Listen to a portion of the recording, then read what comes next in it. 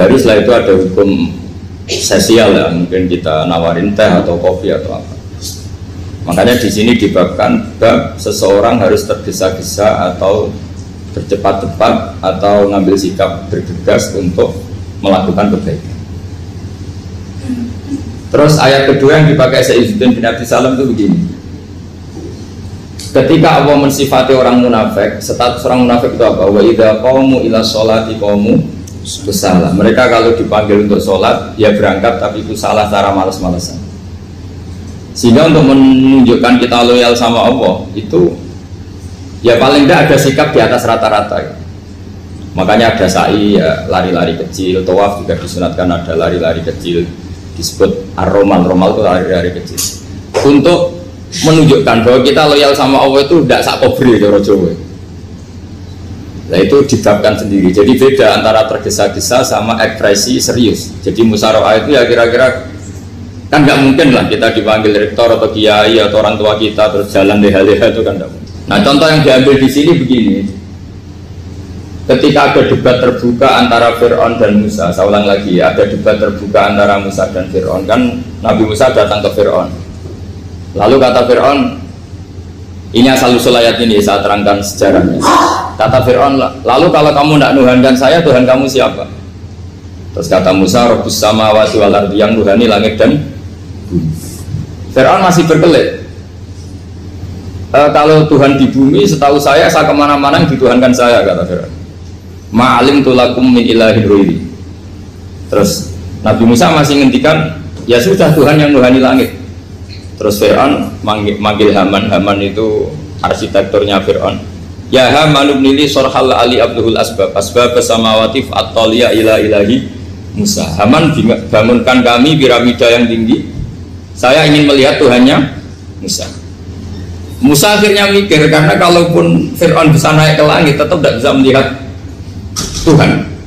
Kita tahu Tuhan nggak bisa dilihat. Kita yang mukmin aja tidak lihat, apalagi Fir'aun rivalnya.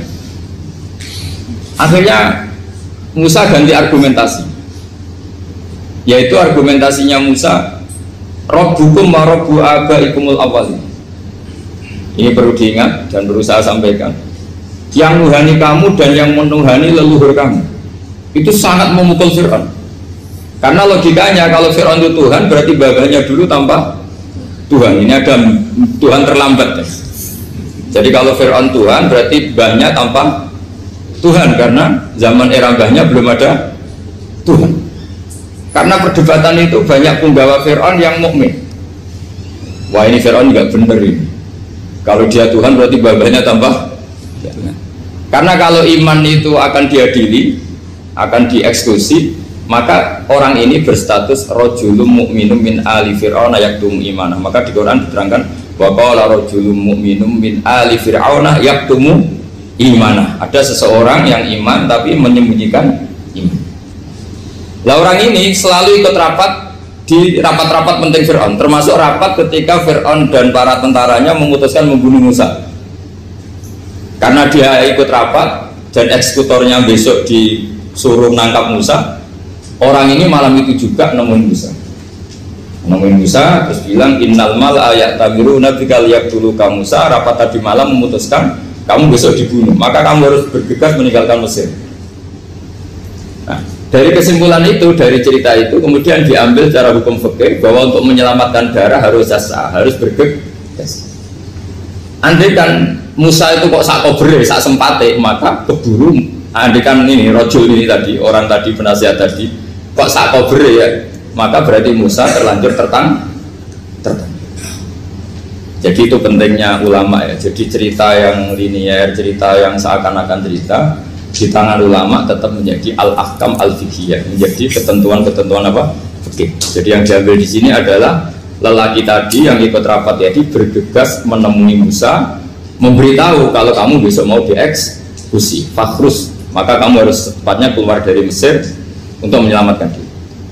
Terus oleh Sayyidina bin Abi Salam dibabkan bab harus tergesa-gesa menyelamatkan darahnya orang apa? Islam. Jadi ini penting saya sampaikan. Jadi al-qasas ya, semua cerita di Quran itu tidak sebagai cerita, karena Quran tidak ingin melahirkan pendongeng, tapi harus menjadi ibrah, menjadi teladan. Jadi makanya terus di kitab-kitab ulumul Quran diterangkan al-qasas, ya, beberapa cerita di Quran adalah semuanya menjadi ketentuan fikih. Saya ulang lagi ya, semua cerita yang ada di Quran itu menjadi ketentuan fikih, meskipun alurnya apa? Cerita. Kayak tadi kan alurnya cerita bahwa lelaki ini bergegas nemui Musa supaya Musa cepat keluar dari Mesir. Terus dibabkan babul musaroah ilam musifid. Saya teruskan. Wa kama laro'aina ma yaqtulu musliman law tabtu'u alaihi laqata lahu fal musaroah ila takhrisihi min wajibatun. Idlaisal unatu mahmudatan fi kulli syai'in falaha mawatin tuhmadu fiha wa mawatin tutammu fiha wa kadzalika al musaroah wal lain wal dhulta wa ghairuhuma. Terus cara berpikir ulama, saya pernah baca dalam satu sejarah ulama besar namanya Sufyan Ats-Tsauri. Sufyan Ats-Tsauri itu menjadi wali itu gara-gara kalau sholat di masjid itu beliau datang sebelum adzan. Saya ulang lagi, beliau datang sebelum adzan. Ditanya, kenapa kalau kamu datang sebelum adzan? Saya ini gak ingin jadi hamba yang buruk. Hamba yang buruk atau pembantu yang buruk adalah setempe nunggu dipanggil. Misalnya kita tahu majikan kita pasti manggil jam 7. Kemudian jam 7 itu Anda masih ngopi, masih tata-tata, itu kan tidak menghormati majikan. Harusnya kamu setempe di jam yang saat itu pasti majikan Anda memanggil. Kata beliau, saya tidak ingin seperti pembantu yang buruk, datang nunggu apa? Di mana? Jadi itu ada beberapa spirit ya, atau inspirasi dari aturan-aturan mahabbah. Sebab itu ketika Allah kritik orang munafik, wa idza qamu ila sholati qamu kusala, ketika dipanggil sholat mereka datang bermalas-malasan. Karena tidak ada cintanya sama Allah, maka datang berlambat-lambat. Nah, berarti kalau ekspresi cinta mengharuskan kita datang bercepat. Makanya dalam istilah lain di Quran ini termasuk balaghatul Quran. Di juz 25 itu istilah menuju Allah itu fafirru ilallah. Kita tahu firar itu maknanya lari apa jalan biasa? Lari. Jadi untuk mengekspresikan mahabbah kita, kangen kita pada Allah, cara bahasa Arab isak kita, berontok kita sama Allah, tidak diistilahkan jalan tapi fafirru ilallah, harus bergegas berjalan. Begitu seterusnya. Maka kalau ada orang Islam, terus ini konsekuensi hukum, ada non muslim minta, Pak Bah, saya tolong ajarkan syahadat. Nggak boleh saya bilang gini, monggo ke dalam dulu. Padahal perjalanan ke rumah saya misalnya setengah jam, nggak boleh. Saat itu meskipun sambil berdiri-diri harus kita tauhidkan. Kamu yakinnya Allah itu satu, Tuhan Allah, harus. Karena kalau ada perjalanan ke rumah 5 menit terus dia kecelakaan, belum syahadat, statusnya mati apa? Kafir. Dan kita ikut terlibat karena sebetulnya bisa mengislamkan saat itu juga. Analoginya kayak tadi ya. Orang kecelakaan di jalan karena kita pakai celana pendek, contoh Syria dia saya tak pakai baju dulu. Habis itu dihides truk. Itu kan kita ikut salah karena kita yang punya kesempatan. Tentu yang disalahkan yang punya kesempatan. Karena merubah status dari potensi kelides truk menjadi sama sekali gak potensi kelides truk dengan kita inggirkan, meskipun kita dalam keadaan tidak ideal. Sama orang kafir yang mau masuk Islam itu umumnya kiai-kiai kan kadang sebagian disuruh mandi dulu, itu salah sebetulnya. Itu salah sekali. Sangat salah, apalagi nunggu seremonial di masjid, nunggal tokoh-tokoh itu bujutnya salah. Itu gak cuma salah, bujutnya salah. Jadi salah yang akut. Itu salah besar. Kalau seremonial monggo, tapi kalau mengislamkannya harus saat itu. Apalagi seremonial seminggu lagi nunggu tokoh terkenal, nunggu di syuting dulu, wah itu perilaku show, itu bukan mengislamkan itu. Makanya kita yang sebagai peneliti fikih itu kadang itu enggak serg gitu. Masa mau Islam nunggu di masjid dulu, di syuting dan tokoh-tokoh itu salah. Itu sama dia kamu lihat orang kecelakaan mau menyelamatkan, ini ada wartawan enggak ya? Minta di syuting dulu sedang mati ini. Jadi kita normal saja dalam Islam, sesuatu yang mendesak, yang emergensi ya perlakuannya harus cepat. Sehingga dibabkan faslun fil musaroah ila musifid fitimah. Jadi ada beberapa contoh di Quran memang aturannya seperti itu. Makanya semua redaksi Quran tentang menuju Allah diredakseno fafirru ilallah. Makanya di tawaf ada ekspresi romal, jalan agak cepat. Di sa'i juga ada momen-momen kita harus romal berjalan cepat. Di beberapa aturan juga seperti itu. Ya saya ulang lagi, di beberapa aturan Islam juga seperti itu. Nah sekarang efek di hukum haji. Saya banyak baca literatur haji. Haji dalam aturan Islam itu wujuban tarofian, wajib yang tidak langsung mendesak. Kemudian semenjak ada fakta kita harus nunggu, daftar tunggu, itu kita sebagai ahli fikih itu gampang. Misalnya gini, saya umur 20 punya uang, sekarang berapa daftar? 25 juta ya. Saya umur 20 punya uang 25 juta. Saya jomblo misalnya, ya butuh nikah, ya butuh macam-macam. Itu wajib daftar haji apa enggak? Karena kalaupun daftar nunggu 20 tahun. Nah sekarang kalau ada orang umur 50 tahun punya uang 25 juta, menurut Anda wajib daftar saat itu apa enggak? Mau daftar saja bisa game gitu. Jadi kalau misalnya umur 50 ditambah 25 kan 75. Itu kalau orang sumpah sudah tetap mati itu. Maka itu menjadi pertanyaan, apakah fikih ini kita rubah? Karena dulu kan orang itu longgar semua. Karena haji zaman Nabi pun tidak langsung dilakukan saat pertama diwajibkannya haji. Jadi Nabi punya sisi unik. Pertama ada tahun diwajibkannya haji, Nabi tidak langsung haji. Sebab itu ulama berkesimpulan kalau wajibnya haji tidak langsung. Maka fikih itu memang unik. Sholat juga gitu. Ada istilah begini dalam sholat. Watajibu sholat ala kulli muslimin wujuban muwassa'an. Di semua kitab fikih takbirnya seperti itu redaksinya. Wajib sholat dilakukan orang Islam wujuban muwassa'an, wajib yang ada longgarnya. Sehingga ketika zuhur jam 12 WIB kita dengar azan, boleh sholat setengah 1, jam 1, setengah 2, jam 2. Karena memang wujuban muwassa'an, memang ada batas akhir waktu misalnya sampai setengah 3. Nah problemnya begini, misalnya setengah 1 Anda pasti dipanggil majikan kamu yang diharuskan melakukan satu aktivitas, misalnya Anda pilot, yang nggak mungkin sholat lagi di kokpit. Apakah status wujuban muwassa'an, wajib yang longgar menjadi hilang karena setelah itu tidak ada kesempatan lagi sholat? Apa tetap kita sebagai ahli Islam yang agak balelo tapi alim, misalnya ya sudah tetap jadi pilot, nanti kan ada aturannya sendiri, ada rukhsahnya sendiri, ada kemurahan sendiri, kita sudah jadi pilot. Misalnya sholat tanpa harus menghadap kiblat, sholat yang tetap di perjalanan. Kira-kira Anda kalau jadi ahli fikih milih mana? Milih harus sholat di depan apa tetap memberi kelonggaran? Gak apa-apa sholat sambil apa? Nyuper ya, sambil pilotin apa pesawat. Anda milih mana? Karena kalau konstitusi ilmu itu memang harus ada, dengan tanda kutip ya, memang harus ada nakalnya. Kalau nggak nakal malah gak sah. Memang unik ilmu itu. Karena ilmu itu kalau dipaksakan lurus terus, itu nanti malah bengkok karena menghilangkan rukhsahnya Allah, kemurahan Allah. Tapi kalau dipaksakan rukhsah terus, murah terus, nanti dianggap menyepelekan hukumnya Allah.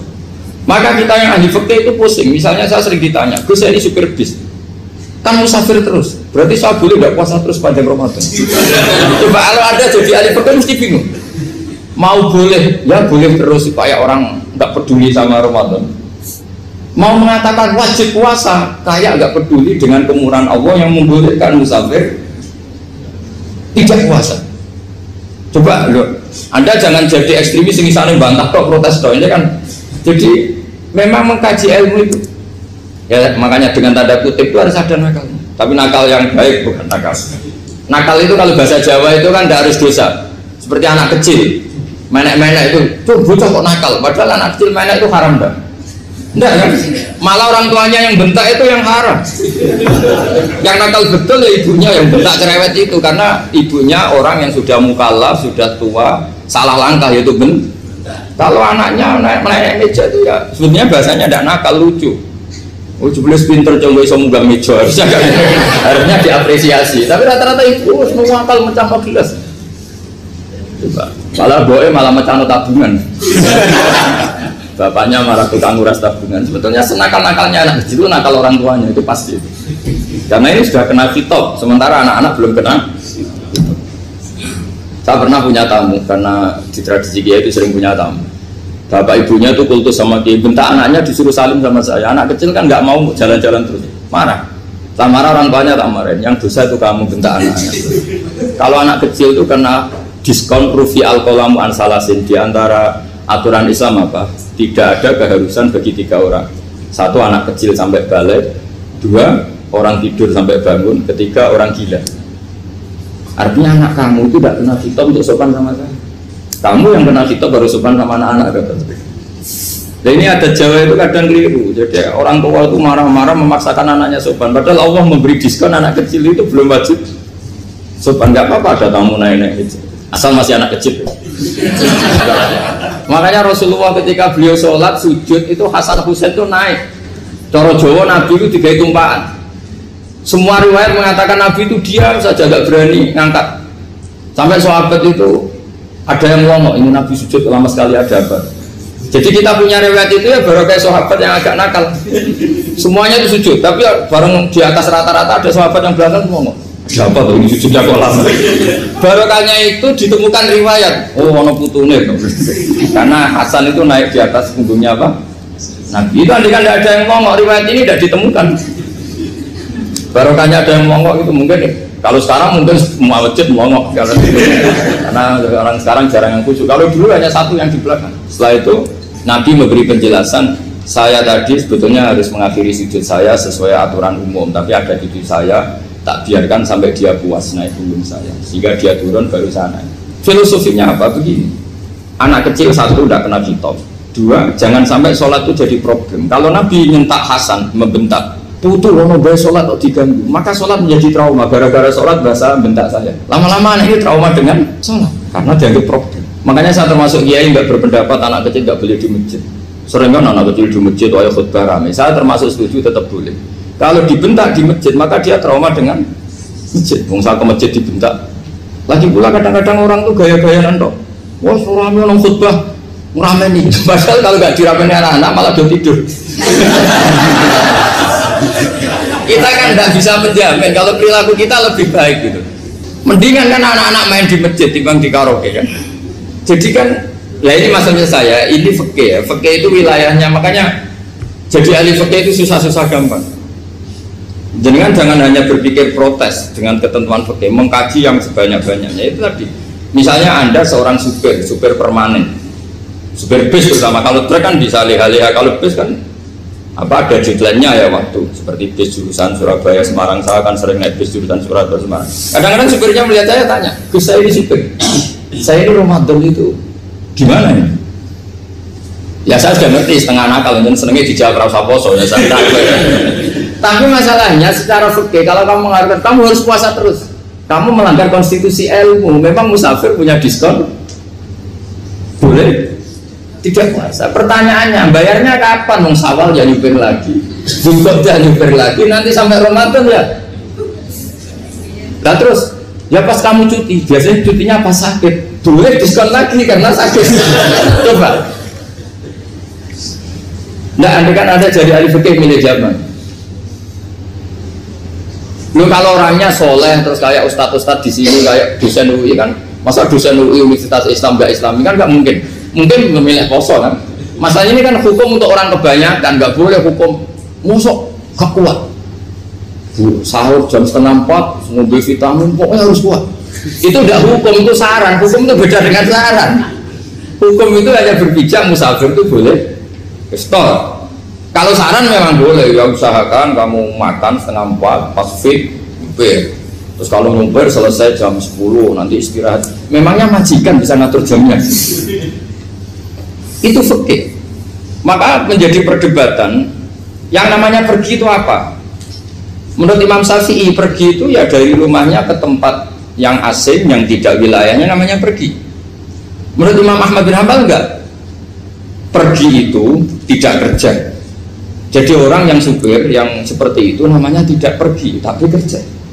Tanyakan ke publik, misalnya jenengan ke UI, istri kamu atau suami kamu ditanya, istri kamu kemana? Kira-kira jawabnya bilang pergi jalan-jalan apa bilang kerja? Kerja. Makanya kata Imam Ahmad bin Hanbal, mudi musafar atau orang yang berprofesi, yang profesinya memang harus pergi, kayak traveling atau supir, maka itu namanya tidak pergi, namanya itu kerja. Karena apa? Sekali distatuskan pergi, maka ikut status yang dikatakan Allah dan Rasul, dapat diskon, boleh tidak puasa.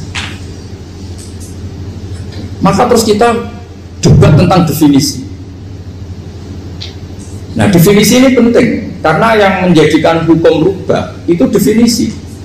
Misalnya gini, mbak ini ngaji saya, statusnya kalau pakai status saya ajnabi, orang lain bapak ajnabiyah, maka hukumnya saya melihat bapak ini haram karena statusnya ajnabi melihat ajnabiyah yang tidak mahram.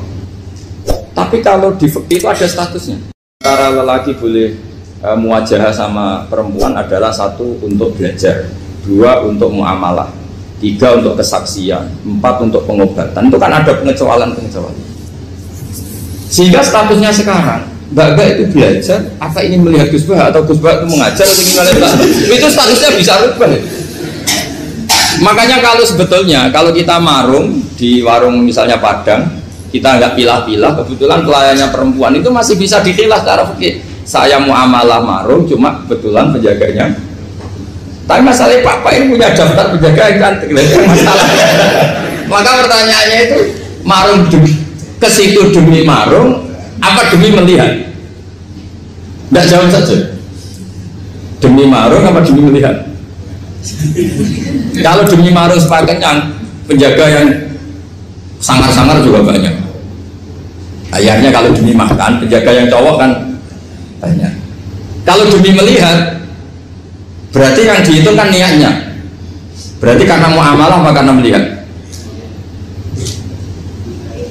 Melihat.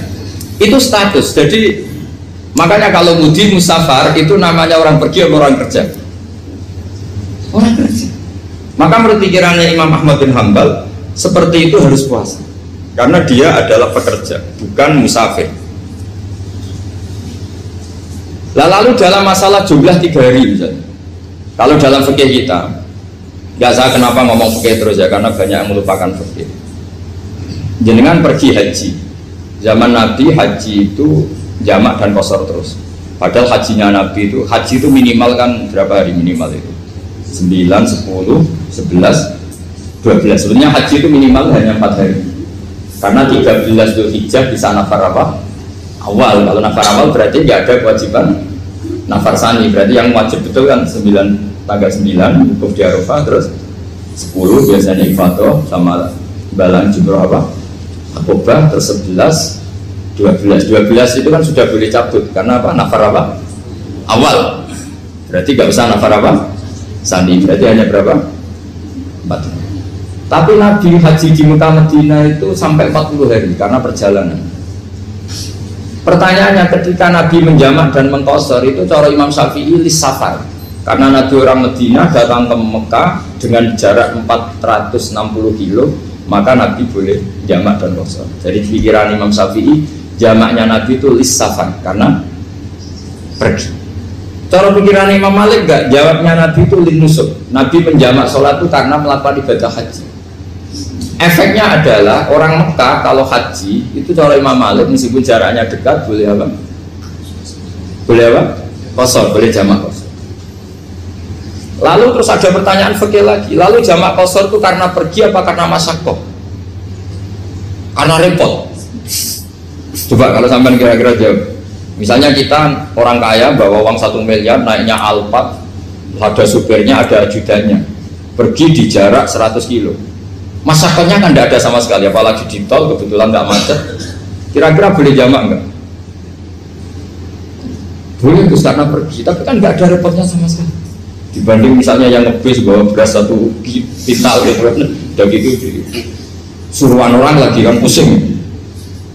Maka fikih ini untuk memberi hukum itu, kalau fikih itu menstatuskan dulu. Ini orang boleh jamak itu karena masyaqqah apa karena safar. Lalu kalau setelah karena safar itu karena jaraknya apa tingkat masyaqqahnya. Kalau karena jaraknya ya tidak juga gini maksudnya. Mungkin Anda tidak pernah terpikir begini. Kalau saya mau ke Jakarta, kemudian sampai Purworejo itu sudah waktu zuhur, saya boleh nggak zuhur di situ sama asar? Boleh kan? Padahal perjalanan saya belum capek. Hanya nunggu boleh jamak itu setelah kita menempuh jarak itu apa menuju, sedang menuju dan niat. sedang menuju dan iya, misalnya saya mau ke Jakarta, saya orang Sleman mau ke Jakarta, itu sampai mana itu Magelang itu sudah boleh jamak kan? Boleh nggak? Boleh karena saya mau ke. Nah pertanyaan secara fikih mungkin Anda tidak terlintas. Ternyata ditelepon sama istrinya nggak jadi pergi. Padahal sholatnya kadung di jamak duhur dan asar. Apakah setelah di rumah sholat lagi? Tapi nggak pernah mikir gitu. Jadi orang fikih itu sudah pusing, makanya jangan diprotes terus. Kita ini sudah pusing. Ya orang itu enak aja protes terus. Nggak perlu didengar, nanti wajib sholat lagi enggak? Dia bolehnya jamak kan berdasar berstatus musafir. Ternyata setelah Magelang ditelepon istrinya nggak jadi. Dia kadang sholat duhur dan asar. Setelah pulang masih jam 1. Terus ada asar, wah sholat. Kalau Anda sholat lagi apa enggak?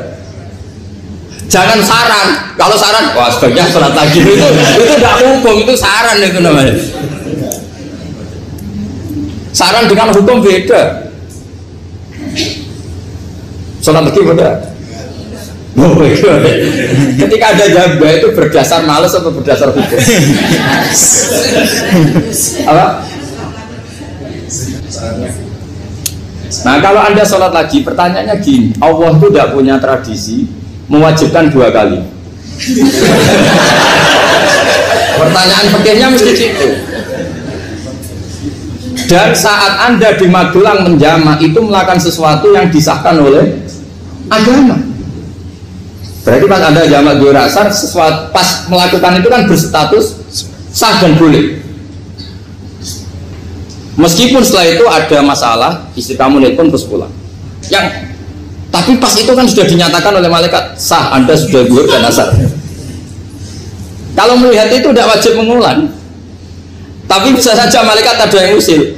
Itu sah karena Anda berstatus musafir. Berhubung status Anda hilang, maka poin Anda sudah sholat juga hilang. Kamu milih fikih yang mana? Jadi peneliti fikih itu beda dengan orang-orang yang dengarin protes. Beda karena nekuni itu beda karena ada konsekuensinya. Makanya fikih itu sampai saya punya kitab fikih itu dikarang satu orang itu jumlahnya 20 jilid, per jilid itu segini. Jadi satu meja ini dikarang satu orang. Itu mulai yang presisi, yang detail, sampai yang khayal. Yang khayal juga ada. Yang khayal itu tadi beliau banyak menghayalkan diri. Suatu saat Anda datang ke Mekah itu hanya butuh waktu 20 menit. Zaman itu belum ada pesawat. Lalu budak jamak, budak nakal. Nakal itu begini. Sama orang kaya punya jet pribadi, misalnya Anda Ronaldo masuk Islam, orang kaya. Itu bisa nggak puasa. Karena begini, misalnya dia contohnya orang Arab ya, orang Arab, jangan orang. Dan contohnya itu dibalik saja. Di sini itu kalau imsak jam berapa? Imsak Ramadan jam berapa? 3:30 aja biar aman ya. Kalau 3:30 kan masih imsak. Dia terbang ke Mekah. Jadi orang sini puasa jam 5 kan mulai puasa, dia terbang ke Mekah kan masih malam, makan terus dia. Mekah mau ada matahari terbang lagi ke barat. Karena dia menghindari berstatus puasa. Atau sebaliknya, dia orang Mekah jam 12 puasa, 12 siang puasa. Dia wah kalau 6 jam lagi buka bisa barat saya. Terbang ke Indonesia. Ke Indonesia terbang baru 1 jam, di sini sudah buka.